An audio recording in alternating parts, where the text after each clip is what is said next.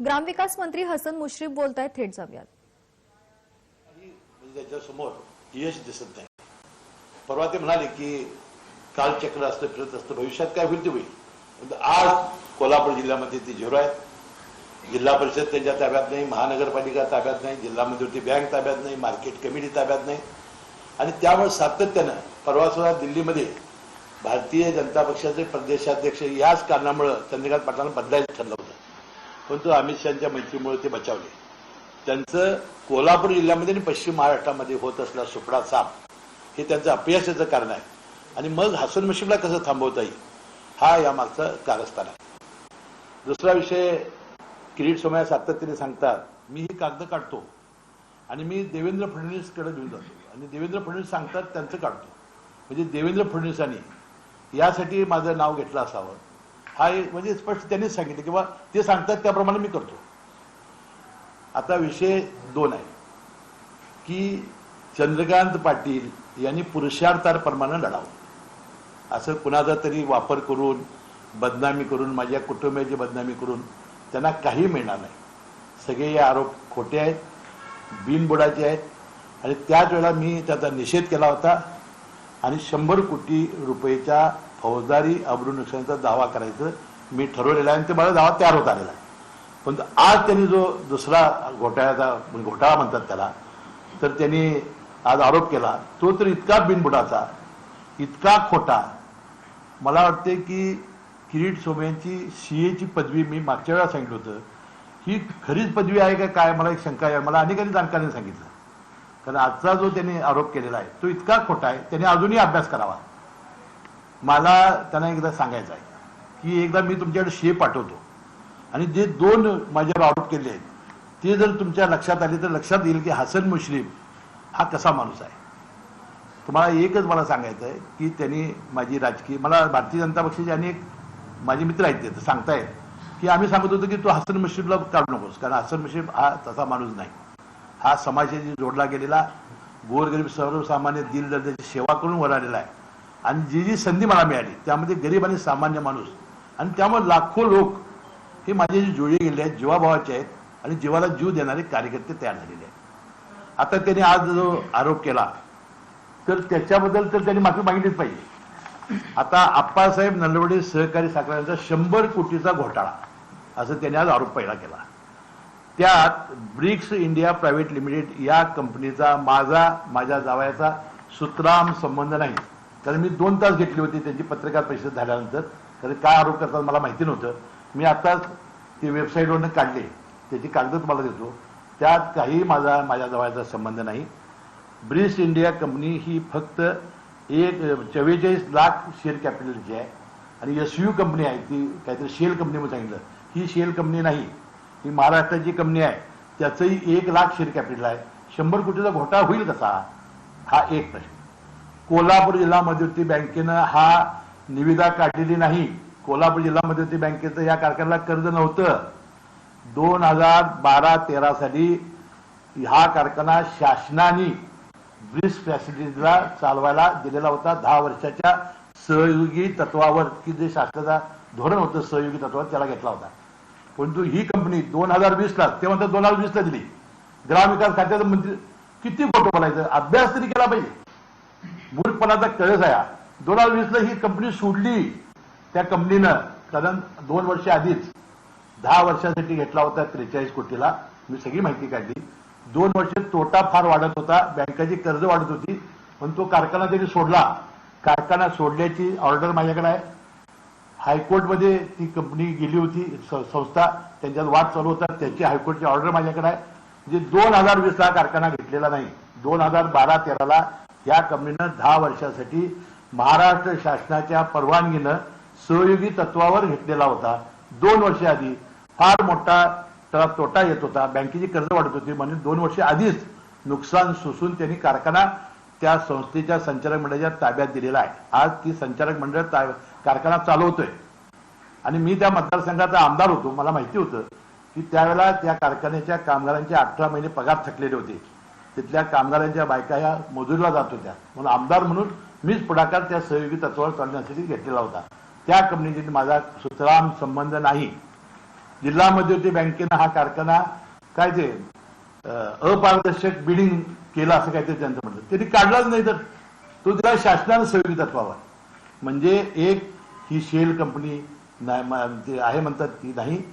नंतर या BRICS India company जी आहे त्याचे आज मी काढलंय त्याचं शेअर कॅपिटल देतोय. त्याला उलट 75 कोटी तोटा आहे त्या कंपनीला.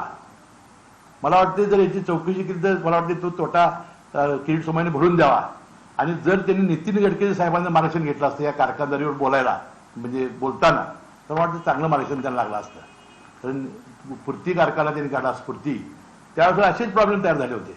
आणि त्यावेळेला नितीन गडकरी साहेब म्हणाले होते की कारखाना साखर काढणं म्हणजे आम्ही पूर्वजन्मी पाप केले का काय असं ते वाक्य बोलले होते.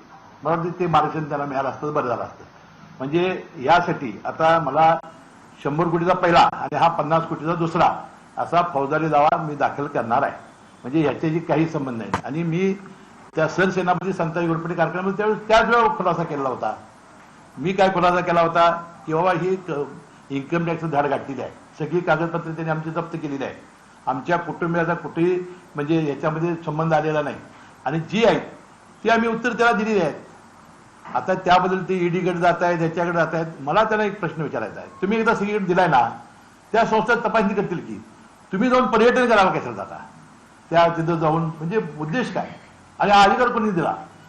तुरुंगात टाकणार घोटाळेबाज. मला वाटतं ह्याच आक्षेपावर मी हायकोर्टात जाणार आहे हे वाक्य त्यांना बंद करण्यासाठी. ही न्यायाधीश झाली काय. हे कोण आहेत तक्रार करायला. तुम्हाला तक्रार करण्याचं कारण तुम्हाला एजंट म्हणून नेमल्यानंतर सुपारी दिल्यानंतर तुम्ही काम करा ना. तुम्ही घोटाळेबाज तुरुंगात पाठवणार अशी बदनामकारी वक्तव्य कशी करता. तुम्ही न्यायाधीश झाला काय. त्या चौकशी करणाऱ्या कंपन्या चौकशी करून देत ना काय करायचं ते. आणि पूर्णपणानं कारण मी 17 वर्ष मंत्री आहे आणि 3 वर्षानं 20 वर्ष होणार आहे. महाविकास विकास आघाडी आणि पुढे 10 वर्ष जाणार आहे. मला पुढे निवडून आलं की मला आणि 30 वर्ष होतील मंत्रिपदाला. एवढ्या काळामध्ये माझ्यावर एकही आरोप झालेला नाही. माझ्यावर एकही दबक्या आवाजात चर्चा झालेली नाही कुठल्या याची. मी अतिशय प्रामाणिकपणानं काम केलेलं आहे. ज्या कामामध्ये मला सत्तेची संधी मिळाली तिथं सामान्य माणसासाठी काम करण्याचा मी प्रयत्न केलेला आहे. जसं भारतीय जनता पक्षाच्या काळात चिक्की घोटाळा झाला, प्रकाश मेहताचा गृहनिर्माण घोटाळा झाला, जमिनीचे घोटाळे झाले, तसे घोटाळे अद्याप कुठलेही आमच्या नावावर नाहीत. एवढे घोटाळे झाले तर त्यांनी आता हे मंगलप्रसाद लोढायत आहेत त्यांच्या काढावं भरपूर टॅक्स चुकला असेल. त्यांनी जे साखर कारखाने आता नवीन त्यांच्यावर भारतीय जनता पक्ष त्यांची काढावी कागदपत्र किंवा भारतीय जनता पक्षाचे जे घोटाळे ते काढावेत ना सगळे. म्हणजे एक इम्पार्शल म्हणून त्यांची प्रतिमा होईल. हे भारतीय जनता पक्षाचं एक हत्यार म्हणून याचा वापर करतायत आणि महाविकास आघाडीला अस्थिर करण्याचा प्रयत्न ते सातत्याने करतायत. हे साध्य होणार नाही आणि आमचा काय आवाज दबणार नाही जोपर्यंत माझ्या पक्षावर. आता पवार साहेबांचा काय संबंध आहे. शरद पवार साहेबांचं नाव ते घेता याची लायकी आहे काय. उद्धव ठाकरेंचं नाव घेत आहे सातत्याने.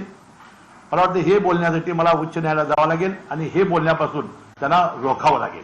कारण ह्यामुळे हे फार झालेलं आहे. अशी परिस्थिती होणं बरोबर नाही. जे योग्य आहे माझ्याकडे विशेष सहाय्यक खातात त्यामध्ये 4 घटकाला मी न्याय देण्याचा प्रयत्न केला. विधवा भगिनी माझी परित्यक्त्या भगिनी अपंग माणसं आणि 65 वर्षावरची म्हातारी माणसं ज्यांना आई वडील वडिलांना मुलं बघत नाहीत त्यांना पेन्शन चालू करणारा मी मंत्री आहे. माझ्याकडे विजय न्याय खातं आलं. या चॅरिटी जे आज दवाखाने आहेत त्यांना व्यवस्थित मार्गावर आणण्याचं काम मी केलं. आज लाखो लोक ऑपरेशन आपण मोफत करून देतो चॅरिटीमधून. हृदयविकार मेंदू मणका कॅन्सर किडनी लिव्हर लाखो रुपये जी जिथं संधी मिळाली. कामगार खातं बांधकाम कामगार मंडळ त्यावेळेला माझ्या काळात तयार झाला. आज त्याला 2 वेळचं आपल्या ज्यावेळा महाविकास आघाडी सरकार आलं त्यावेळेला थकबाकीदारी शेतकऱ्यांची कर्जमाफी केली तसं शिवभोजन थाळी चालू केली आणि आता आपण या बांधकाम कामगारांना मध्यान्ह भोजन 2 वेळचं चालू केलं आहे कोरोना काळात. अशी आपण अनेक कामं केली. म्हणजे माझं म्हणण्याचं काय हा अभ्यास त्यांनी केला पाहिजे. का बाबा एवढे लोक 30-40 लोक जमा होत आहेत ह्याचा अभ्यास करायला नको. माझं म्हणणं आहे की बाबा याच्यात कसलंही तथ्य नाही. आणि हा सरसेनापती कारखाना 10 वर्ष झाली शेळ्या कर्जा उत का आणला जातोय. कर्ज सगळी फिटली. 10 वर्षानंतर पुन्हा विषय का काढला जातो. यांना काय मंत्रिपदाचं माझं सापडत नाही ना. आता सेनापती आप्पासाहेब नोडले कारखाना त्याचा माझा काय संबंध नाही. आमदार म्हणून मला सहकार्य असेल त्याला पण तो आता स्वतः संचालक मंडळ ताब्यात आहे. 2020ला म्हणून मुश्रीफांनी घेतला ग्रामविकास मंत्री झाल्यावर. अरे कशी बेताल आरोप करता आणि आपण त्यांना किती प्रसिद्धी देतो हे फार महत्वाचं आहे. आणि मला वाटतं याच्याबद्दलचं आता हे करणार आहे. आणि चंद्रकांत पाटलांवर मी सांगितलेलं आहे की त्यांनी हायब्रिड युनिव्हर्सिटीमध्ये घोटाळा केला आहे त्याची मी एफआयआर करणार आहे आणि मी महाविकास आघाडीच्या सगळ्यांना सांगितलं की आता आपल्याला गप बसून चालणार नाही. कदाचित ही सगळ्यांच्या अशी परिस्थिती येईल, आपल्याला त्यांचे घोटाळे करावे लागतील, त्यांना योग्य मार्गावर आणावं लागेल. ठीक आहे, लोकशाही पद्धतीने काय चालायचं ते चालू ना, याच्यापुढे चाललेलं नाही, परंतु हे असं चालू देता कामा नये अशी माझी विनंती आहे. आणि म्हणून माझं प्रसारमाध्यम म्हणणं आहे, एखाद्या गोष्टीला किती प्रसिद्धी द्यायची, बरोबर व्यक्ती बघून तर करा. भारतीय जनता पक्षाची मित्रमंडळी सांगत होती त्याला वा हसन मुश्रीफ त्यातला तसा नाही म्हणून. या चंद्रकांत पाटलाच्या प्रेशरमुळं, चंद्रकांत पाटलाच्या आग्रहाखातरामुळं हे बदनाम करण्याचं मला आणि माझ्या कुटुंबाचं हे कारस्थान हे काही यशस्वी होणार नाही.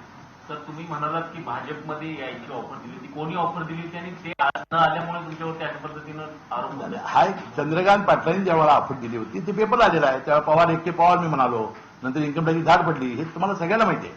सर, पण आज शिवसेनेने असं म्हटलंय की ही जी कारवाई झाली त्याचा आमच्याशी संबंध गृह खात्याने केला, म्हणजे कुठेतरी शिवसेना आता दूर होते का यापासून? नाही, असं आम्ही एकदम फिविकल ना, ते झालंच नाही का ती सिमेंटची बाटे बघा, हे क्यों नाही ती वाट तुटती,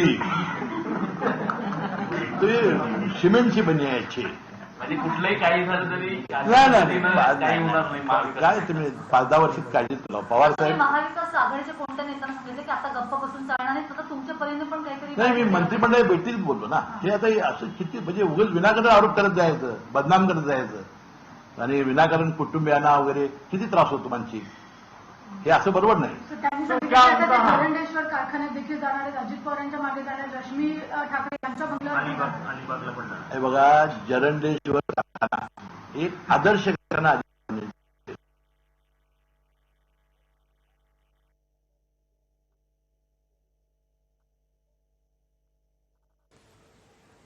तर मंत्री हसन मुश्रीफ यांची पत्रकार परिषद सुरू होती. सोमय्यांनी आजच्या आरोपांवरती माफी मागावी असं त्यांनी म्हटलंय.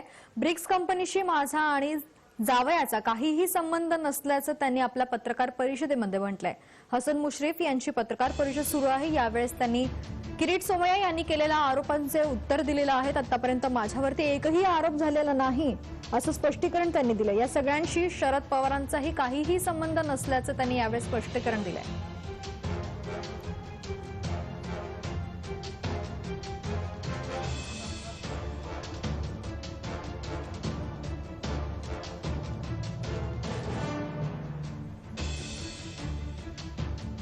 ही काय माहिती घ्या आधी. हे शेल कंपन्या, हे कंपनी, अहो त्या 12 साली काय कंपन्यांचे पैसे काय आले असते, तेव्हा ते कंपन्या चालू होत्या. आता 19चा शेल काढल्या त्या कंपनीने आपली सगळी ते जे काय द्यायचं ते दिलेलं आहे ना आम्ही. मी काय म्हणतोय की 10 वर्षापूर्वीची गोष्ट कर्ज फेड झाल्यानंतर काय आरोप आमच्यावर दुसरे होऊ शकत नाही. आम्ही काय कशा सापडलं नाही ना, म्हणून कारखाना अरे ते कर्ज फिटलं 10 वर्षापूर्वीची गोष्ट आहे ही. प्रसार माध्यमांनी आधी लक्षात घेतली पाहिजे. तुमच्या जावयाचं त्यांनी नाव घेतलं. मी आज सांगितलं ना, माझा आणि जावयाचा कोणताही संबंध नाही म्हणून. आता खोटंच बोलायचं असेल, रिटूनच बोलायचं असेल, मग त्याला काय करूया आपण. आता माझ्या पत्नीचे शेअर्स 3 लाख आहेत म्हणायचे, 3 लाख शेअर्स म्हणजे किती चुकीच्या बातम्या, चुकीचं किती वक्तव्य. मी त्या केसमान सांगेन, तुम्हालाही मुलं बाळ आहेत, अशा पद्धतीनं चुकीचे वक्तव्य करू नका. नगर नावाची एक कंपनी आहे जी अस्तित्वातच नाही आणि त्यावर पैसे आलं असं. कुठलं नवरत्न नावाची एक कंपनी आहे. नाही, त्याच्याबद्दल जे त्यांनी इन्कम टॅक्स घातलेले आहेत त्यात सगळे उत्तर दिलेले आहेत ना आपण. ती प्रत्येकाची उत्तर आज मेरिटने आपण देत बसलेलो नाही. आपण म्हणतो की त्याची चौकशी झालेली आहे, संपूर्णपणानं झालेला आहे. 2.5 वर्ष झाली त्या धाडीला. काल ज्या पद्धतीनं जिल्हाधिकाऱ्यांनी त्यांच्या संदर्भात नोटीस काढली, त्याला तुम्हाला कल्पना होती का की पालकमंत्री तुम्ही तिथे आहात? पालकमंत्री मी नाही, मी नगरला. तुम्ही कोल्हापूरचे आहात, पण कुठेतरी असं चर्चा आहे की कुठेतरी किरीट सोमय्या हे आरोप करतायत, त्यांना दाबण्यासाठी अशा पद्धतीने. नाही, आरोप बघा, त्यांनी आरोप केलेलाच आहे ना आणि ते जाणारच आहे. सवाल काय, फक्त आरोप करायचे आणि पर्यटनाला जायचं, ह्याच्यापेक्षा तिथं त्यांना माहिती नाही जीवाभावाची माणसं काही उलट काय करू शकतील ना. ही मला वाटते प्रशासनाने घेतला निर्णय असावा असं मला वाटतं. तर मी तर पत्रक काढलं तर की तुम्ही या, आलाच आहात तर ही सगळी माहिती घ्या. भारतीय जनता पक्षाची का वाताहत झाली जिल्ह्यामध्ये, कशा पद्धतीनं माझं काम काय आहे, सगळ्या लोकांना भेटा तुम्ही, म्हणजे तुम्हाला लक्षात येईल की हसन मुश्रीफ ही काय चीज आहे. कुठेच काही घोटाळा नाही किंवा कुठेच काही घोळ नाही आहे किंवा ब्रिक्स मध्ये तुमच्या आणि तुमच्या जावयांचं नाही असं तुम्ही म्हणताय ना. मग तरी किरीट सोमय्यांना तिथे जाण्यापासून का अडवण्यात आलं? नाही अडवलं, आम्ही कुठं अडवलं? माझं हे बघा, मी तर माझा तर प्रश्न नाही. आता प्रशासनाने कायदा सुव्यवस्थेसाठी काय केलं असेल तर मला कशी माहिती असतात ती. हा निव्वळ कलेक्टर डीएसपी यांनी घेतला, कारण काल रात्रीपर्यंत मला जे ऑर्डरमध्ये वाचलं त्यांच्या की रात्रीपर्यंत आपले गणपती विसर्जनचे कार्यक्रम होते, सकाळी सगळीकडे आमचे 30,000 लोक कागला जमणार होते आणि त्यांना वाटलं असेल किंवा काहीतरी धोका होईल त्यांच्या जीवाला. माझं मत आहे त्यासाठी काहीतरी निर्णय घेतला असेल, मला काय माहिती नाही. परंतु त्यासाठी आणि भारतीय जनता पक्षाच्या काळात सुद्धा अनेकांना ह्यापासून रोखलेलं आहे. पूर्वी अनेकांना म्हणजे ज्यावेळी एक एक भाषणं करत जात होती किंवा लोकांत उद्रेक होईल त्याला अनेकांना रोखलेला आहे. हा रोखला आणि त्यांनी यावं ना, त्यांना मीच एकदा निमंत्रण देतो, कारखाना बघवतो, मी स्वतः त्यांना भेटून कारखाना दाखवतो की काय फिर्याद येणार ती द्यायला होते ते दिली आहे सगळी, त्यांनी खुट्टी दिलेलीच आहे. माझा आपल्याचा दावा सुद्धा त्यांच्या समितीत दाखल करू. देवेंद्र फडणवीस म्हणजे लोकशाही अस्तित्वात आहे का? ज्या पद्धतीनं किरीट सोमय्यांना स्थानबद्ध केलं जातं किंवा कराडला अडवलं? अहो लोकशाही म्हणजे काय की आपण तुम्ही जिथं द्यायचे ते तक्रार दिल्या ना, मग हे कशासाठी करायला आहे? तुम्ही न्यायाधीश आहात का? कशासाठी पर्यटन कुणी अधिकार दिला? तुम्ही घाबरलाय या संपूर्ण प्रकरणात, त्यामुळे मला कोल्हापुरात येऊ दिलं जात नाही असा अहो तो आता परत तुम्हाला सांगितलं मी, कायदा सुव्यवस्थेसाठी त्यांनी हे केलं. त्यांना समजा काय झालं, काय हे झालं, किती हे होईल सांगा. म्हणून त्या प्रशासनाने ती खबरदारी घेतली असेल, असं का मानत नाही तुम्ही? मुश्रीफची शिवसेना म्हणते की ही कारवाई गृह विभागाने केलेली आहे. मी बोललो मगाशी, मी म्हटलं हे जिल्हा प्रशासनाने केलेली कारवाई असेल. त्यांना वाटलं असेल की बाबा या कोल्हापूर शहरामध्ये जे वातावरण झालेलं आहे, संपूर्ण जिल्हा एकटोला आणि त्यामुळे कदाचित काहीतरी होईल म्हणून केलं असेल त्यांनी. सोमय्या जे काही आरोप करतात ते देवेंद्र फडणवीस यांच्या सांगण्यावरून करतात असं तुम्ही सांगताय. त्यांनी स्वतः सांगितलं, मी सगळी कागदं केल्यानंतर देवेंद्र फडणवीसांच्याकडे जातो आणि देवेंद्र फडणवीस सांगतील त्यांचं काढतो, हे त्यांनी सांगितलंय, मी नाही. त्याचं काढा त्यांचं विधान. पुढच्या आठवड्यात तिसरा घोटाळा काढणार नाही काढत बघा, त्यांनी सत्य काढायला काही हरकत नाही, परंतु बिनबुडाचे आणि बोगस हे असे आम्ही चालू देणार नाही. सर हिंदी में आप जानना चाहेंगे कि क्या ब्रेक लिया आपकी जिस तरह लगातार किरीट सोमय्या अभिषेक पांडे सर सेनापती कारखान्याबाबत त्यांना प्रश्न उपस्थित केला आहे. एक शेतकरी असतात त्या बुलढाण्यामध्ये किती शेतकरी नाही असते समजणार आहे. तेच मी ते सांगतोय, 60,000 शेतकरी कसे आले हे त्यांना मी त्यांना शेअर भेटलं तर सांगेन ना मी कसे आले. त्या चौकशी झालेली आहे, ती सगळ्या शेतकऱ्यांना बोलवून त्याची चौकशी झालेली आहे. आणि काय विचारलं असं विचारा, ते पाटलं का बघा काय. सर हिंदी में आप जानना चाहेंगे किरीट सोमय्या ने जो आरोप लगाए हैं उसको लेकर के कैसे देखते हैं, और खासकर आपने 150 करोड़ का मानहानि का दावा कभी बात की? ये सब बेबुनियाद आरोप हैं. मैंने अभी बोला कि जो अप्पा साहब नरोडे शुगर फैक्ट्री, मेरा मेरे दामाद का कोई संबंध नहीं. और ऐसे मुझे लगता है इनकी सीए की डिग्री है, उस पर ही मुझे शक आ रहा है. मेरा कोई संबंध नहीं वो कंपनी से. अब मैंने सब कागजात लाए, मैं दिखाता हूँ आपको. और जो उन्होंने बातें की हैं, वो जिला बैंक ने ये किया, वो जिला बैंक की ये नहीं थी, गवर्नमेंट ने दिया था एक सहयोगित्व करके, एक हमारा जीआर था, उसके आधार पर 10 साल के लिए दिया था. 8 साल होने के बाद वो कंपनी ने बहुत नुकसान आ रहा था, कर्जा बढ़ रहा था, इसलिए उन्होंने 2 साल पहले छोड़ दिया. 2020 को लिया करके बोला, 2020 को छोड़ा उन्होंने.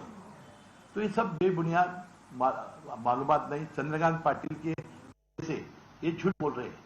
कितने का आप मैंने 100 करोड़ का पहले बोला था, अभी 50 करोड़ बढ़ाया है.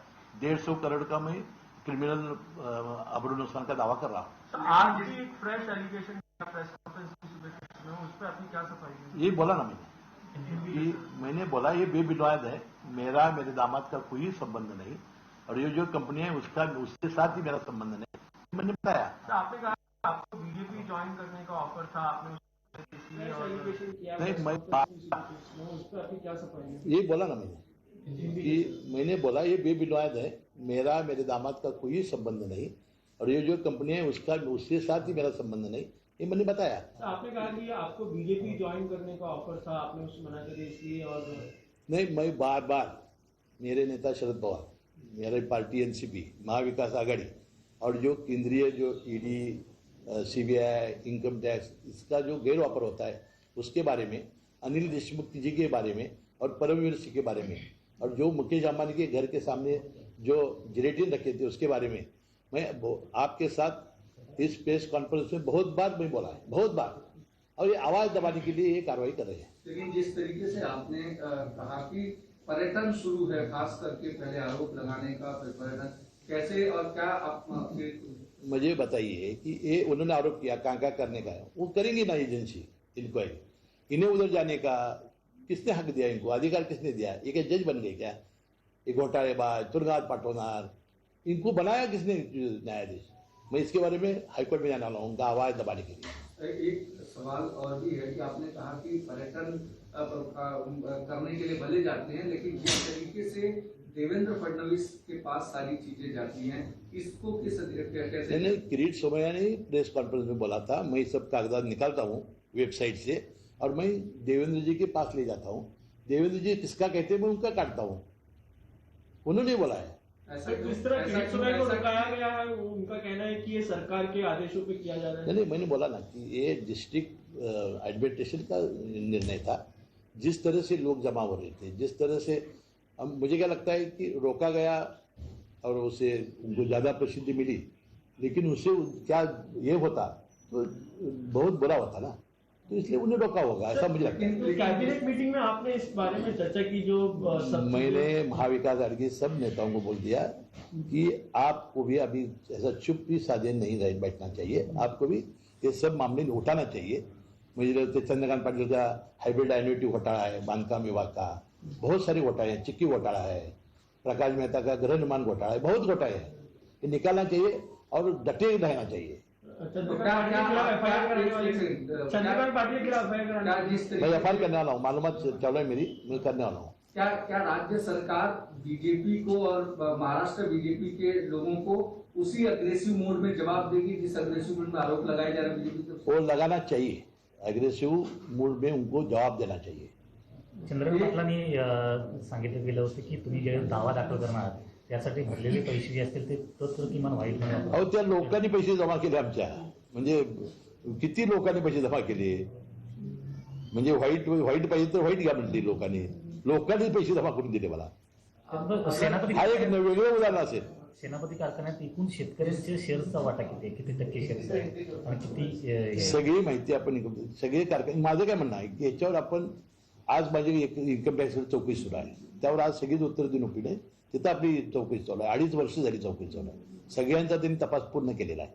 आणि म्हणून म्हणजे त्यांनी जर किरीट सोमैयाने वेळ दिला आमच्या सीएला आणि जर सीएने चर्चा केली, एकही काळा पैसा जर मला दिसला, एकही माझ्या मंत्रिपदाचा, कुठलीही शिक्षा बघायला तयार आहे, परंतु त्यांना जन्माची हद्द घडेल।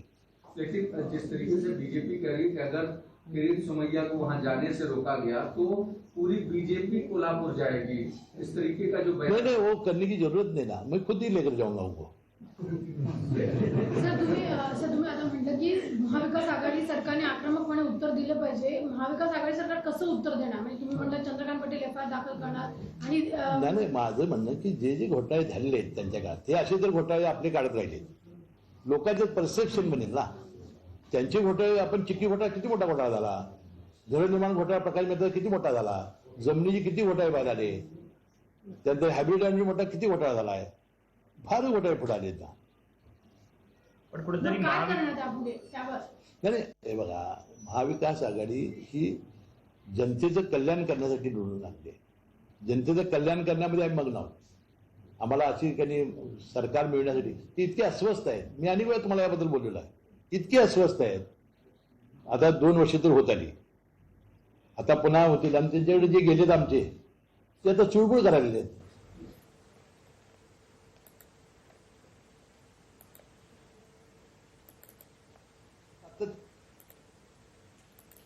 त्यांना आता काढलं पाहिजे, आमच्या त्याची भांडणं दाखवली पाहिजे, त्यांना काहीतरी केलं पाहिजे, आता काही साध्य होत नाही असं त्यांच्या लक्षात आलेलं आहे। सर ज्या पद्धतीनं किरीट सोमय्यांचं आरोपाचं सूत्र आहे त्यामुळे तर मंत्री हसन मुश्रीफ यांची पत्रकार परिषद सुरू आहे, यामध्ये किरीट सोमय्या यांनी लावलेले सर्व आरोप फेटाळून लावण्यात आलेत, भाजपचं षडयंत्र असल्याचं त्यांनी म्हटलंय, तर नेत्यांकडून सोमय्यांचा वापर केला जात असल्याचा दावा हसन मुश्रीफ यांनी केलाय।